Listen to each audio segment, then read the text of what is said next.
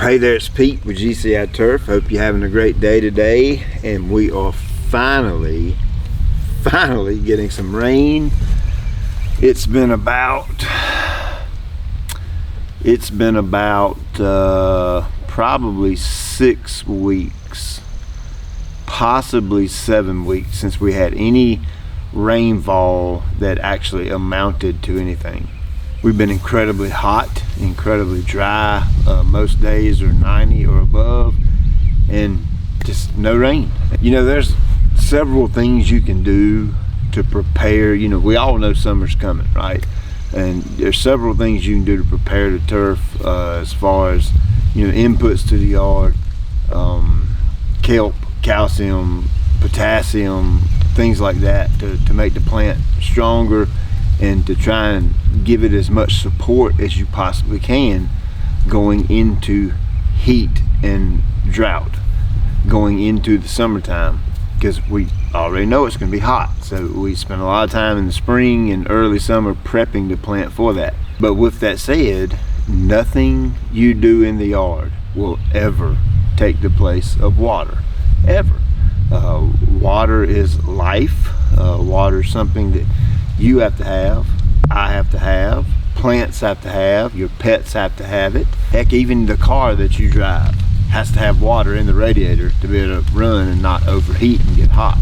So I don't know of really anything that doesn't need water to live. You know, some folks have irrigation systems. You know, I have irrigation back here, I have irrigation on my fescue, and I have irrigation on my Bermuda as well. And you know, that's the way we supplement rainfall. Nothing will ever take the place of rainfall. Nothing. The water that falls out of the sky that God provides, no water coming out of a lake, coming out of the ground, coming out of your city water supply will ever replace that. I don't know what it is about rainfall, but there's something in the rain that just nourishes the ground in a way, and so your turf has to have it. Now, you remember several weeks ago I went on vacation with my family, had a great time, and I took that opportunity to do a little bit of a test on my bluegrass back here. Typically you wouldn't grow Kentucky bluegrass where I live in North Carolina because of the heat. It requires quite a bit of water to keep it going during the summer, especially if you want to look like this. It takes a bunch of water.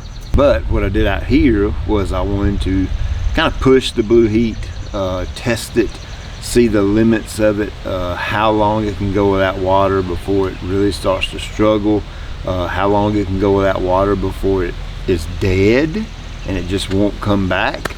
And of course, I actually have a few spots out here that are dead.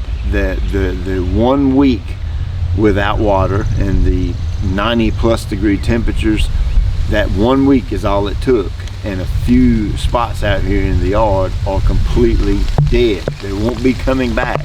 I'll have to repair those this fall, either by seeding or if I can get some of it to fill in, but we'll do that in the fall. But you remember the video I showed you, one video where I come back from vacation, and I showed you some aerial shots of what the blue heat looked like. June the 25th is when I came back from vacation. That's the actual date of the flyovers where you can see the yard's really stressed out. And July 8th is what you see on your screen now. These are the after pictures. So that's 13 days apart is what you're seeing on the before and the after. That's 13 days apart. Now, you need to keep in mind that up until the June 25th date, I have been pumping the water to it.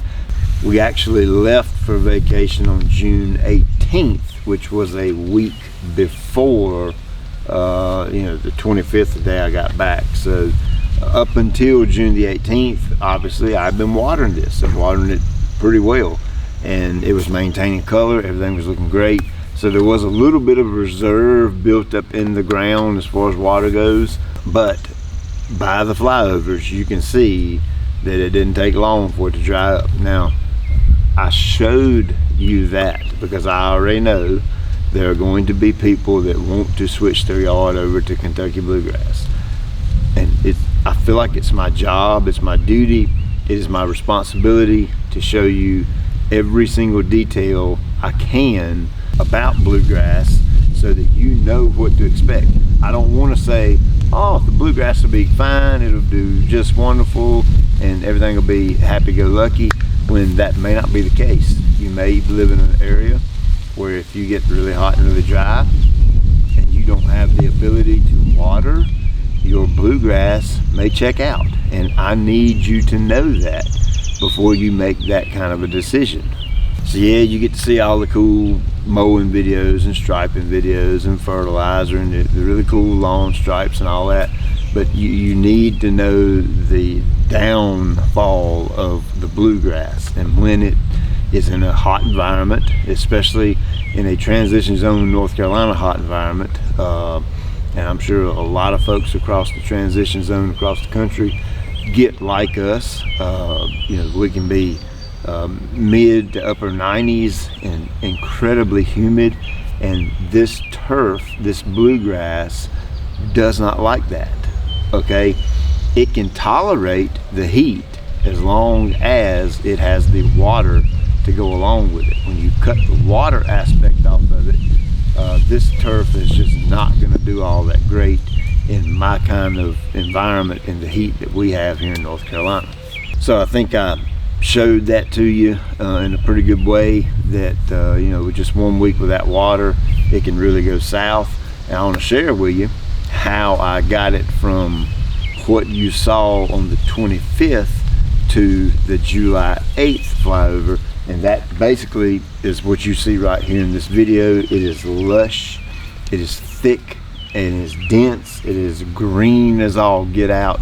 It looks extremely close to a springtime turf. In the spring when the grass is just kind of got that bright glowing look, well, the Bluegrass looks about that way right now. So first thing I did was I set all my sprinklers up and I started watering very aggressively. I actually started that on the 25th, the day I come back, and in a matter of 3 days I mimicked about a 3-inch rainfall. So I basically put down about 1 inch of water per day.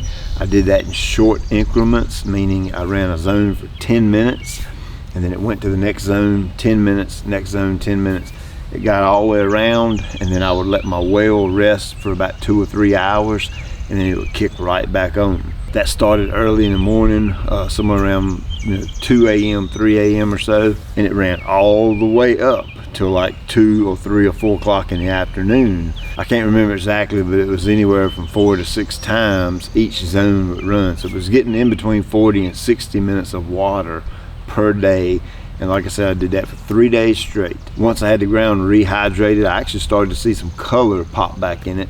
And I went ahead and mowed it. It was a little bit bushy and a little bit shaggy because I had just not mowed it for such a long time. Give it a cut, and then actually the day after, it had actually started to even green back up even more after I mowed it.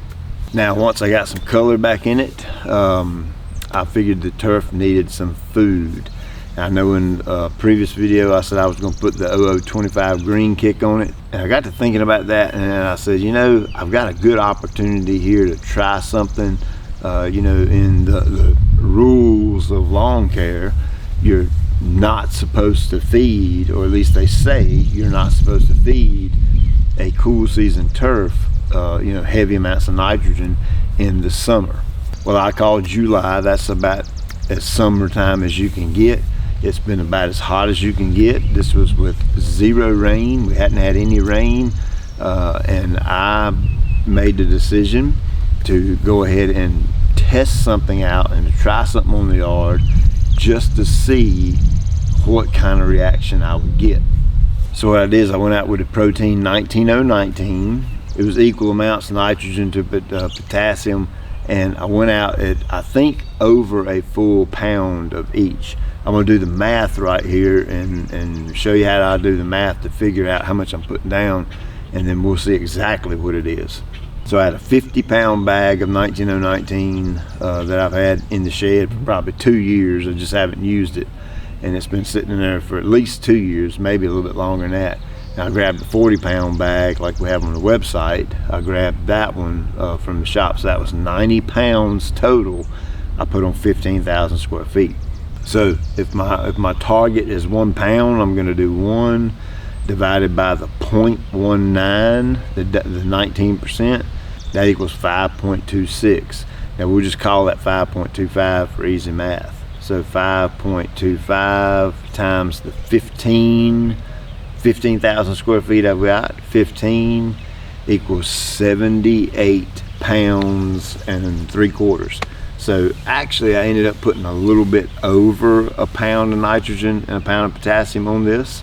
Let's try 1 1/4 pounds. So 1.25 divided by 0.19 equals 6.57. We'll say 6.55 times 15, 98 pounds. So a little less than a pound and a quarter and a little more than a pound. So somewhere right around in that neighborhood. You know, all my career I've been told by salesmen, by people that own fertilizer companies, by other lawn care guys, just by everybody in the industry, Pete, you should never fertilize heavy nitrogen in a cool season yard in the middle of summer. Well, you can look and you can see the results I got from that, and you can make your own decision whether or not that's something you want to do or not. So in no way, shape, form, or fashion am I recommending you do that. I've got my lawn care program that I typically run on this, and if I would have continued irrigating the turf while I was gone that week, the turf would have never went south. It would still look the way it does right now. It would look really good, nice and green. But like I said, it was a good opportunity for me to show you what can happen to the bluegrass when you cut the water off, and it was a good opportunity for me to test out, going off what people have told me for years, that Pete, you can't put down heavy amounts of nitrogen on cool season turf in the summer. So you can take it for what it's worth. There's the picture of it right here in front of you, and you can see that what I did, it had 0 bad effects on the grass. The whole thing about too much nitrogen in the summer equals disease, I simply don't go for that. I really never went for that. Kind of thought that was the case years ago because so many people kept telling me that. But the more I play around with larger amounts of nitrogen in the summertime, I see absolutely no change in disease, none whatsoever. So again, please don't go on Facebook groups and chats and forums and stuff and say, hey, Pete, with GCI said you could put down a pound of nitrogen or more than a pound on cool season turf in summer. Don't do that, because I'm not saying you can do that. I'm not at all recommending you do that. I'm not saying it's a wise thing to do. It was just a good opportunity for me to kind of test that out and see what happens, and you can see what happened. And of course the rain we're getting today will actually further this and activate the fertilizer even more, so that it can feed the turf even more and make the turf stronger and even healthier for the rest of the summer. At least that's the way I'm looking at it. One thing I do want to point out, and it kind of relates to spring seeding, and this is why I've always recommended you not seed in the spring unless it's absolutely necessary. I've got an irrigation head right there that kind of sunk down a little bit after install, and when I done my compost top dressing out here, it had, I don't know, maybe 3 or 4 inches of compost on there, and that bluegrass just couldn't grow back up through that much compost. So I seeded that area, come in great. It's been looking great all year until I cut the water off. And as you can see, that area right there is still dead as a hammer. It's not coming back. Actually, the grass has melted away and there's nothing but dirt left. So what's the point? I guess I'm just saying that, spring seeding, the turf hadn't had all winter and all fall to really root well and establish good, and then it just can't handle the heat for sure. Whereas The rest of this blue was planted last fall, and it's actually had the ability to bounce back. So that's just one little reason I say try and, at all possible, don't seed in the spring, because when the water turns off, it's probably not going to be good. So I hope that was a good explanation to you, as how I got my bluegrass turned back around so quickly, and hope you enjoyed the video. As always, I appreciate you taking time out of your day to watch. I'll check you later.